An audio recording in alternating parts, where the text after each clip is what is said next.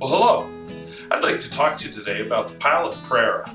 This is one of the Pilot's lower cost pens. Not one of their cheap pens, but lower cost. It's the cheapest Pilot I own unless I happen to pick up a varsity somewhere.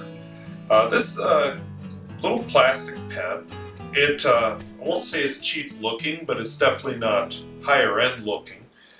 I do kind of like the orange plastic on the ends though. It's a demonstrator. The nib and feed are just friction fit. As far as I've been able to tell, there's no wrong way to put them back in.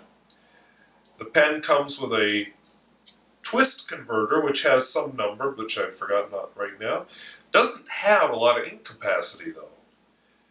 What I find interesting, which I'll have to do a close-up for you, is inside the converter there's a little metal piece that goes up and down when you do this. I'll tell you what that's good for. If you've ever had a pen, converter or otherwise, where the ink seems to hang up in the converter or the barrel, this little metal doohickey will keep it from doing that. It breaks the surface tension, the ink can fall down. So I think that's a nice little touch, especially for a pen like this. Now it is a snap cap, I prefer screw caps. It doesn't seem to have trouble drying out. I will say that the plastic, just playing with it, sounds a lot like a Platinum Preppy. It feels a lot like a Platinum Preppy.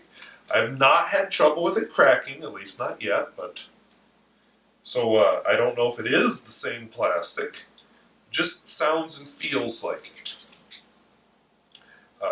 A nice high-end touch to it is that inside the cap there's this little shaded, well, frosted's a better word, frosted inner cap liner doohickey. And what it does is it actually prevents you from seeing splashes of ink on the inside of the cap, which if I show you a close-up of my Pelican M200, you'll see it has red ink splashed inside. And the reason is, it's a clear cap, and pens just do that. So this covers it up nicely. It's not the refined, shaded insert that you find in the more expensive Pilots, but it works. It's a nice high-end touch. Now as far as size, this is a lightweight pen. It's a smaller pen. Capped, I'd say it's a good 1/2 inch to 3/4 of an inch shorter than a Noodler's Conrad. Uncapped, oh, definitely at least 3/4 of an inch shorter than the Conrad. And doesn't have the girth either. Posted, only about 1/2 inch shorter than the Conrad. Now, I'm told you can buy other nibs for it. I haven't seen the nibs themselves for sale, but I bought mine with a 1.1 millimeter stub nib, so that's what we will look at next, the writing performance. We'll see you later.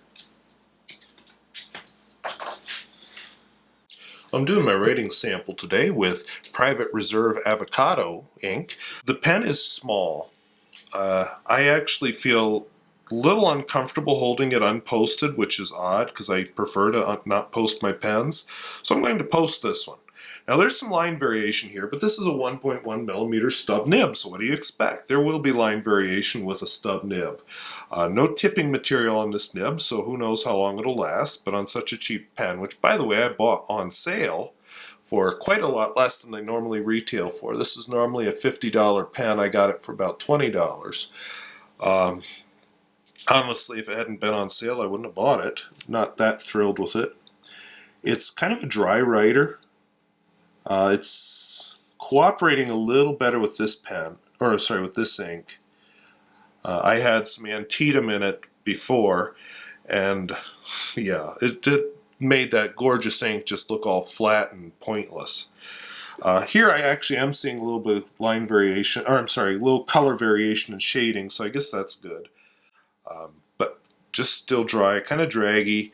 You know, it's a Pilot. It has a lot of thoughtful touches. It is well made for its price point, but not a pen I particularly care to keep.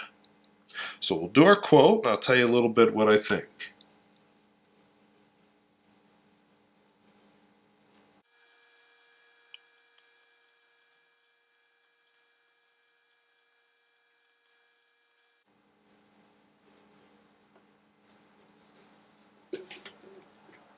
So again, it definitely has some feedback. It more friction on the paper than a lot of my other pens, including my other Pilots do.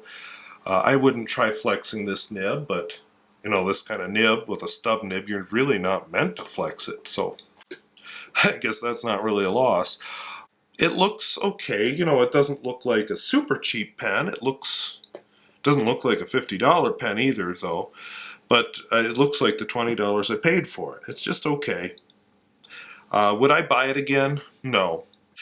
So it has nice, thoughtful touches. It's just not that great of a pen, honestly, and I'm going to be giving it away to somebody.